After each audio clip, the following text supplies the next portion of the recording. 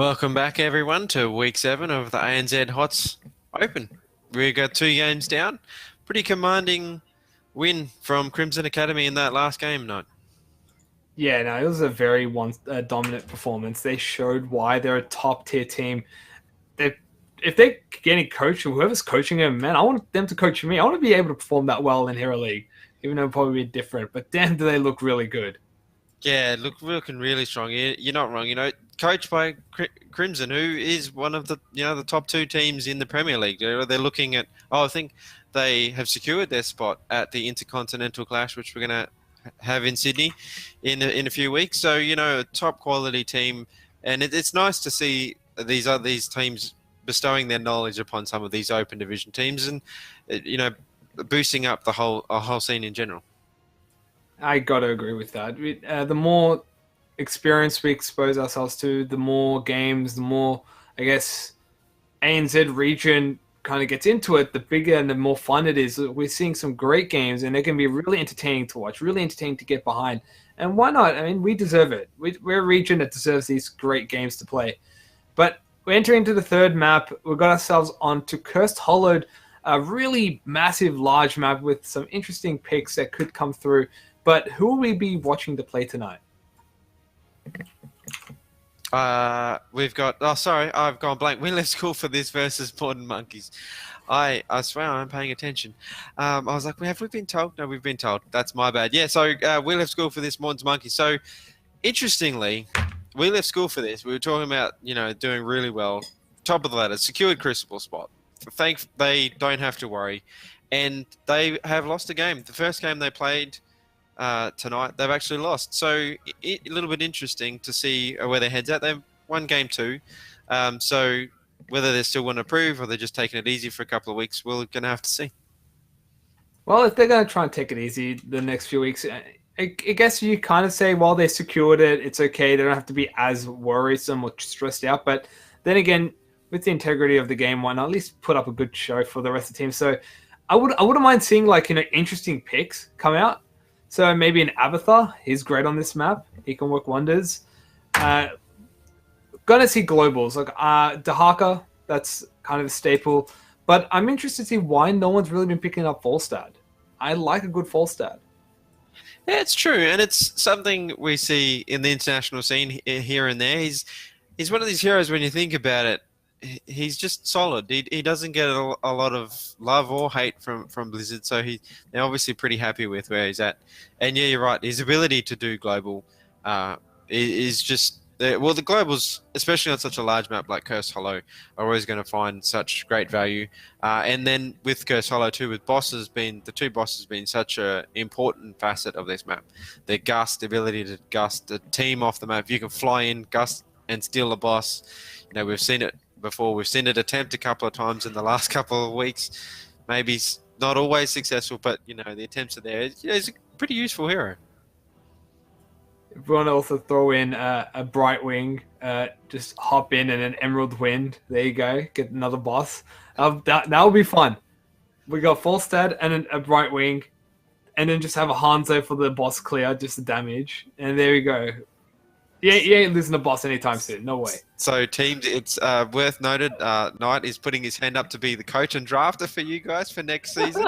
Yes. DM him on the Twitter. Get in touch. He's going to give you all of the flavors and picks.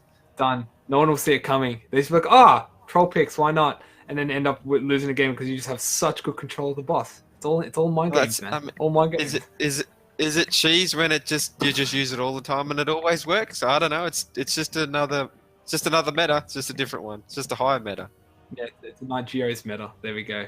Yeah, that's it. But now, in all seriousness, if we were going to see what solid players, what picks they're going to go for, we can't overlook. You're probably going to see the staple in Warriors position, Morton. You got the Johanna as always. Blaze, we saw him being banned last round. Was not picked or banned in the first round though. Not sure if people still want to lean towards him or not. You got the likes of Urel, great rotation. Malthael, he can also rotate as well. And we can see him in solo lane as well. But what really can we see coming out in towards this actual pick and ban phase? Yeah, and we left school for this. We've seen really strong performances on like that Muradin, like you said.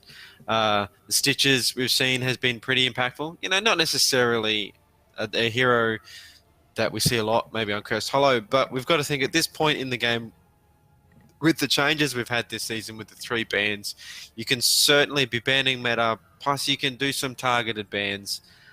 So it'll be interesting to see what they come out in. We've seen the Genji ban, so it's week 1 again, all over. So I would expect a Garrosh. No, I'm not going to expect a Garrosh. A URL ban makes a lot more sense. Yeah, just get rid of her. She's still a very solid, consistently performing top laner. Hard to out-sustain. Only really just a few. Malthael, that name is like probably one that does come to mind. We saw in first game Artanis. Yes, but he needs to get his shields up. Now Garrosh being banned at Wheeler School for this are just getting rid of those kind of nuisance of a pick. They're not so much like a guaranteed instant win. Oh, we pick him, we win. That's it, GG. These picks are just nuisances. Like you'd rather get rid of them because you don't want the headache. You want to play your game. You don't want anything like a disruptor or just an annoying Genji in your backline just jumping around everywhere. Yeah, and speaking about annoying in your backline, that Zeratul is something we've actually seen a little bit this season from the Open Division. Is we've seen a little bit of Zeratul play. I believe we've even seen we left school for this. I think is it Tanner played the Zeratul, I believe, a couple of times. Yeah, So smart bands. We've seen these teams plenty of times now. So they getting these targeted bands out. and it's rightfully so. That coincided with, I believe, who ran Diablo, and then they ran Lightning Breath. And it was just great. It was just all the wonders. The AoE wombo combo they ran, it just blew up the team. And Morton's Monkeys are running the Haka, and now they've got the Foresight. So already cementing, we're playing the global map on this map, and that's a strategy that really works because Cursed Hollow is a very, very large map. You can't just undeny that. It's really large. Yeah, most definitely. The 2 globals, you can just be oppressive with your rotations. But I like this. We left school for this, responding with the Abatha. So, I mean, not sort of a pseudo global hero, the ability to be in a lane yet be still contributing to the team fight. So it's really interesting. I'm trying to remember, have we seen an Abatha? I wish I had it in front of me. I've seen an Abatha this season. I'm not sure if we have in the Open Division. This might be our first one. He gets banned a lot. He's very much banned every time we've come across Cursed Hollow. And this is probably the first time we've seen him being picked. And we left school for this, picking him up. And then it comes down to, okay, what does he work with? You've got Decade Kane and Muradin. You could clone the Muradin. I mean, you have that annoying dwarf up in your face, dwarf tossing everywhere. And but what else could we see? Probably maybe a Hanzo being banned. Could see a Li Ming. That can be cloned worthy, but not really. We could also see what kind of solo laner they run because they're really taken up a lot with that. And you got your old band, Dahaka picked. I mean, you got Blaze still left on the table. You got Malthael still left on the table. Even Sonya still left on the table. Instead, they're gonna go for Artanis and Jaina. Okay, cool. They know something we don't. This is going to be interesting. I mean, a double Artanis with a double swap, that could be deadly. That could be interesting. Probably made me more likely to be cloning Jaina. But an Anubarak. So interesting that don't really have necessarily the dive that you see maybe within Anubarak. But an interesting response from Morton's Monkeys with that last pick. I like it. The Cocoon is a response to already with an Abatha pick. You've got a 4v5 team fight to start off with up until level 10. That's when he can get his ultimate evolution. Then you can finally have a 5v5. But if you can Cocoon right at the right time on a right target, so let's just say you knock out Decade Kane, then who can Abatha Cocoon? Ultimate evolution. He's got Tarnis, he's got Jaina, he's got Muradin. But you're already immediately making a 3v5 before that ultimate comes through. And that, if they can play it right, Bolstad with the Gust, the Haka with the Drag, they can isolate a target very quickly and then blow them up. This will allow them to at least have the team fights in their favor if it's all well timed. And I like it. It's a good response to the Abatha pick. Yeah, most definitely. And, we left school for this. They don't have a Li Ming or a Vala, something that could burn that cocoon down quickly as well. So, luckily, like you said, to get that value out of that cocoon. And yeah, it's a nuanced pick, I think. And it'll be interesting to see how they can make it work, going into that Malfurion without the ice block.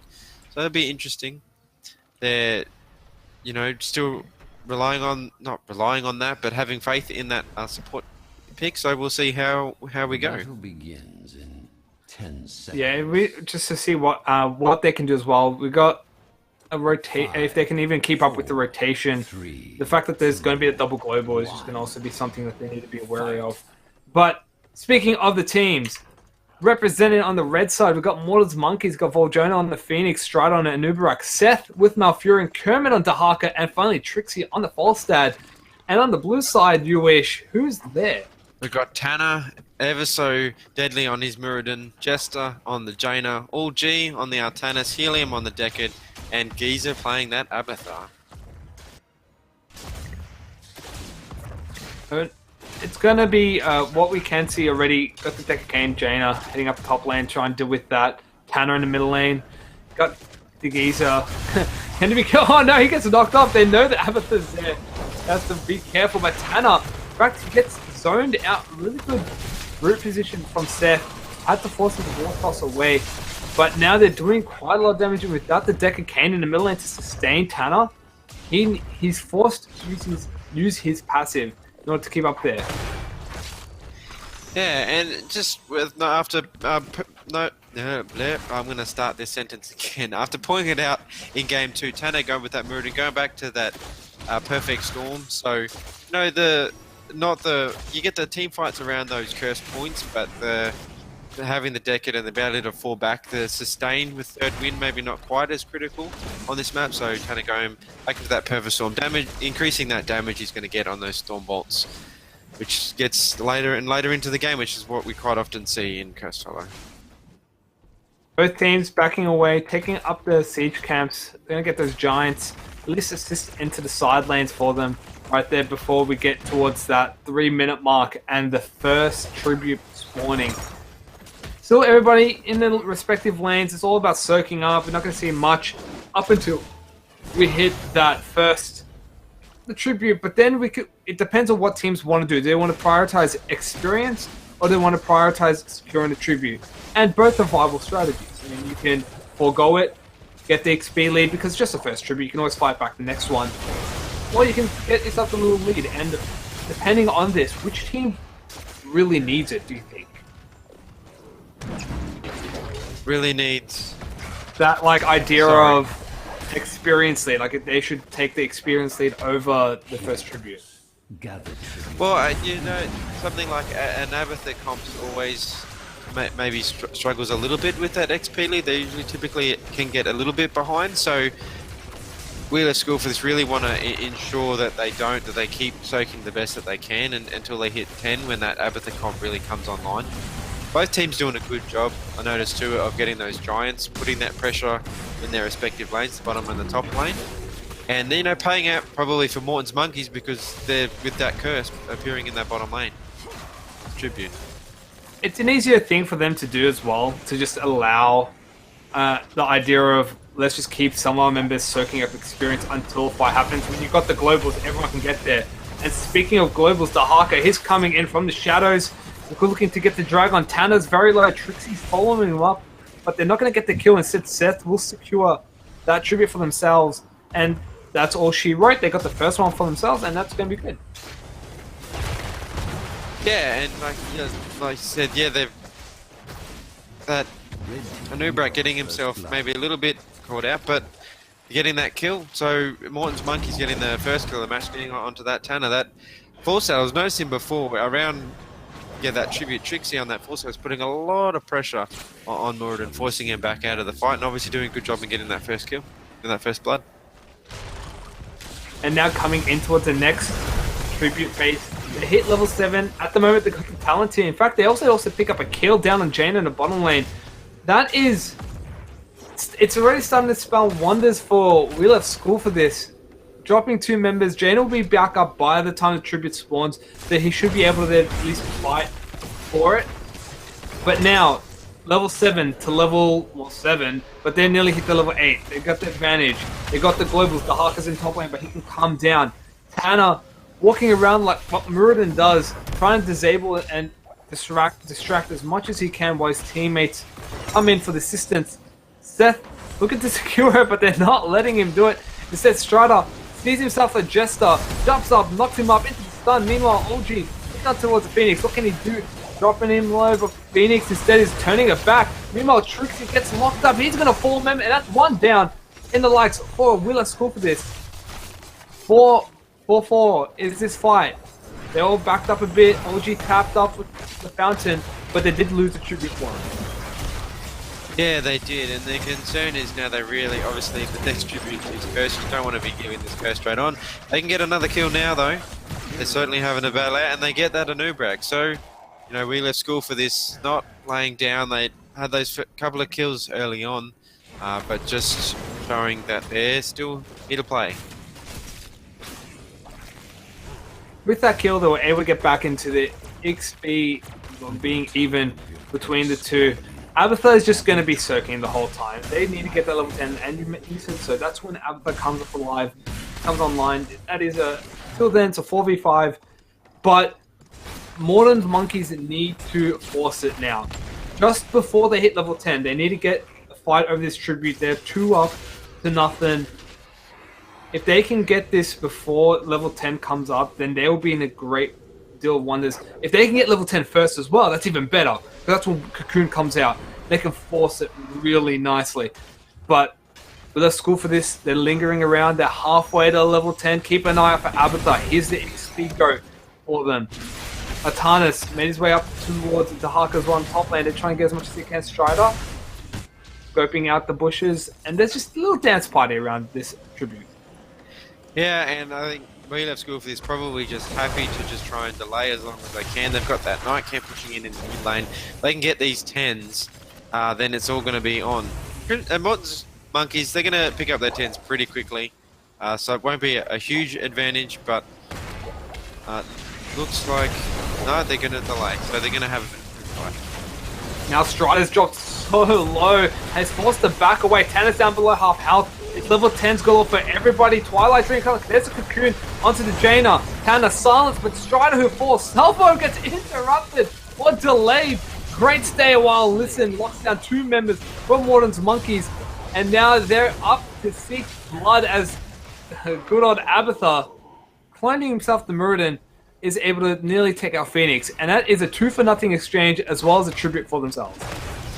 And really showing what we've seen before. We've seen a couple of games with We Left School for this. They a little bit early game. Sometimes they appear to be behind, but you really can't put them out. That once they hit level 10, they just get control. That Abatha cloning that Muradin, having that double Stormbot on that front line was just so impactful. He very nearly got that kill onto that Phoenix as well. So, you know, really strong showing post 10 from We Left School for this. And now the Hawk has to be very careful. You've got a Tanner, you've got an OG, Atanas, and finally a Decade. They're going to secure a kill towards him. That's a 20-second death time, so still earlier on in the game. But that's going to at least deter them from this next tribute. And Morton's monkeys, they say, okay, fine, take it. We don't care. We're taking the boss. I mean, it's a good strategy. They don't have to worry about Curse just yet. So, you know, We Left School for this, going to obviously realise what they're doing. They've capped the boss. But, so they're going to go and get their own. So, coming into this next tribute, it's going to be Curse for both teams. We Left School for this, you know, staring down the barrel of level 13. Whether the boss in top will get a little bit of value and get some experience catch up for Morton's, we'll have to see. But, you know, that next tribute, it's also going to be in top lane too. So, slight advantage going to be to Morton's monkeys. We Left School probably not going to have that well to fall back to or that forward. A smart play from them. And they're going to be exactly. And with both bosses being picked up, equal spawn time as well. All of that. The only other camp that's available is the Siege camp or the Giants, the sides of Morton's monkeys. And the tribute being up in the top lane, The Haka, again in the bottom lane, but he can rotate up very easily. He's got the global. The boss, or the giant, boss was able to secure the top fort. And now a little dance around again, bushes, Strider, having to be careful. There's the water elemental, forcing the slow. Phoenix also trying to do as much damage as he can to Tanner. Ultimate Evolution has not been popped, Suppression Pulse has not been popped, but here comes the Haka, he gets stunned. There's also Trixie, he's blinded. All members from Morton's Monkeys are here. What can they do? They dance around Tanner, trying to channel it. They're fighting. Strider hops in. Can he get the cocoon? He's stunned. He's locked up. Beckett is now cocooned up. There we go. Orgy, Silence, Twilight Dream. They pick up a kill onto Jaina. Where's the Avatar? He can't come in. There is no Ultimate Evolution just yet. No, he has. But a stay a while listen gets interrupted. Beckett, he's fallen. He's going to drop. And Morton's Monkeys, they pick up themselves 3-0 in this fight. Or not. They lose a member. I was going to say, I was just waiting to see that. Geese are doing a fantastic job on that clone. But, you know, 4 for 1, or 3 for 1, rather, that's pretty good odds against Morton's Monkeys. Like you said, with that, Anubrak came in and that cocoon onto that deck, and that just really negated that quick kill on that Jaina. And it just negated Wheeler Schools for this ability to stay in that fight. The Twilight Dream is a really great way of stopping or halting the engage or any kind of fight that Wheel of School for this can do. With the curse onto them, try and get as much structural damage as they can, but the Haka is so low, the consistent stuff from Jaina, the Cocoon is forced to come out to at least stop as much as they can. Hannah is down a half health. Deckard, he's now fallen. There's a Phoenix. Can they get any kill to jump up the stun? Deckard is falling. He's still living the potions. My goodness, is keeping him alive. Now Trixie wants a piece of the action. Can he get anything? There comes Atanas, Suppression Pulse, but nah. It could not get a kill despite so much being burnt up for that. Yeah, my heart stopped, I think. I thought at both times that Helium I thought was so low, and then Trixie had his eyes on that Jaina. He came in on that full stat, but enough to Helium did a good job keeping himself and the rest of his team up and getting away without dropping any. And interestingly enough, even with that, now that curse is over, Morton's Monkey's getting the structural advantage perhaps, but not really catching up in experience. Exactly, and that just comes to the fact that Abathar, how much experience does he have really? He's been giving 12,000 experience for his team. The rest of his teammates are around like the 5,000-6,000. The highest one on the side of Morton's Monkeys is Trixie on 9,000. So already, Abathar is soaking so much, and that is just what Abathar can do very well. The later the game goes, especially in a large map. And that's why I mentioned him earlier. He's a good pick because he can do it so easily. But meanwhile, in the middle lane, Trixie gets jumped on by Tanner. He gets stunned up. They're turning around, dropping him quite a bit of health. He's down to at least 3/4. Strider's lingering into the shadows, looking for the engage. They're sizing him up. He's exposed himself, has to back away. That Nightcap is helping apply pressure into that middle lane. But the root down, Falstad, and they're doing anything. He has Gust if he needs to, so they're not too afraid. They're not able to do the walk instead. Yeah, that was interesting. Morton Monkeys, you know, with Strider sitting there in that bush, waiting to see if he could get that engage that he wanted. Obviously decided against it, but now Wheeler's called for this, returning the favour. Yeah, exactly. They knew that they had time to strike. They had the level 16 talent advantage, but a great Gust keeps his member alive. Kermit gets a drag. Here comes a Salvo. Cocoon again on Decker Kane. What can they do? Artanis is so damn low. Can he do something? Suppression Pulse does keep him alive just momentarily. Here comes Gazer. He's now onto the Jaina. He's got himself a nice clone for the damage. Strider in a very awkward position. He falls. Now it's a Decker, but a great stay a while. Listen, locking down 4 members, and they're able to back away, and they're looking to secure the curse for themselves.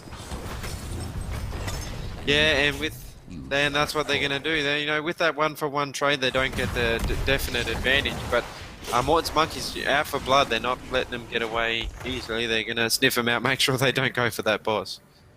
Helium, a clutch stay a while. Listen, he definitely made them stay a while, giving his teammates enough time to secure Curse.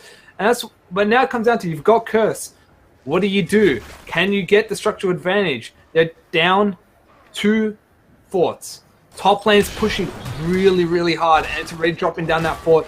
to below half health, it's going to fall in a few seconds. Meanwhile, they secured the bottom fort. So now they're caught up in structures, and now they're 2-level advantage as well. Yeah, and I mean now they're looking for that 20, but Morton's Monkeys, I'll give them what they're doing. They're really quick decision making with their shot calling. Just going straight onto this boss. This curse is almost finished. 10-15 seconds to go. They realise they're not going to achieve anything by trying to chase anyone around. So it's a really good call from them. They're keeping this pressure up, even though they're a level and a half, almost 2 levels down, or level and a half down. But they're keeping this pressure up. And even, and the structural advantage, it's only kind of evened out after that curse. The middle fort is very low. That's probably something that Wheeler School for this can target. They do have themselves a full level advantage. Only another bit and a half to go before they hit level 20, get them Storm Talents. But they're sizing up this bottom keep. They got the boss. They've got the Giants. They're pushing. They're knocking on keep doors. They're looking to see if they can grab something. Tanner has been rooted. Tanner down to half health, but he's going to walk away and sustain. In fact, he's quite low, but he gets a double stun. Trixie has to force back, or he gets locked up again. And they're trying, but here comes Strider. Gets onto Decade, followed by the Twilight Dream. Here comes the Harker, another isolation. Now they're forcing everything down. We have score for this, but a great stairwell listen comes out again, locking up 4 members. Gus to disengage, and that's what they're going to do. They're trying to get a kick off. Gizos here with the Drano again, but Phoenix gets locked up. He falls. And that is now Tanner going back and trying to get the Trixie, gets rooted up. He's looking to fall, they're dropping in quite low. Can he get it? No! They take the keep, they back away, another route. Helium has just been mental this game. Yeah, they're unbelievable. Tanner finally falling there, but pushing that Morton to the limits. Reminds me of Robodoba. Back in the days when on the international scene, he used to stay on Morton as long as he could and it never die. And Tanner's, showing glimpses of that again. They got that. They got that fort down. While they had that fight, that keep went down. But it just these two teams are just so equally at the moment. It's really, really good to see. Oh, Trixie, be careful, buddy. He gets jumped on. That's going to be 3 members taking up Helium, securing the kill. As they were trying to push down to that bottom keep, the boss did secure a top keep for Morton's Monkeys. So they still have a win condition up there. At least helps and alleviates. But now going to this next tribute phase. Honestly, you're down to level talent. Especially, it's a Storm talent, no less. You can forego this tribute and just look to soak. Here's the problem though. Top lane is pushed up into very dangerous territories. Middle lane also pushed up to dangerous territories. The only real way you can kind of soak right now is that bottom lane, and that's where you're going to see the Harker rotating towards it. You also got Seth and Phoenix, and that's what they've got to try and do. They have to set the goals for 20 by next tribute and look to get a pick. Helium's stay a while listens have been crucial in all the team fights tonight. Yeah, most definitely. He's been pulling them out at such good times, keeping his team alive when it looked like the fight might have been turning at a particular time. These late game tributes, when we've seen both teams, get 3 tributes each and a curse each at this point, it's kind of hard to argue. I mean, I suppose Wheeler School for this, they've got that first one now already, so it makes sense to get it, but Morton's Monkeys managed to secure that 20, so they're both got their Storm Talents now. Tanner looking to get a kill. He was hiding in the shadows. Now here comes the Harker. Oh, your buddy way far from home. But he gets a great 3-man silence. Now here comes Strider. Get the suppression pulse. What can they do? Helium drops. He's gone. That's no stairwell, and that's great. Now they can see if they can do something about it. Geezer's clone has now fallen as well. And that is going to be a 3v5 if they continue to fight. They do lose a tribute though, and that's unfortunate. But they can at least stick in the team fights, and that is because they hit level 20. They got their Storm Talents, and that's going to be big come to next tribute phase. Yeah, they did very, very well.